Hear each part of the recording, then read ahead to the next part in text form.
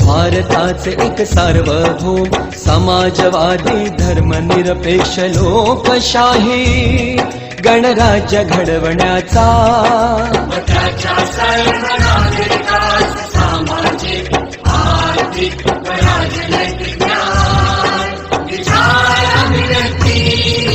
विश्वास श्रद्धा उपासना यांचे स्वातंत्र्य दर्जाची व संधीची समानता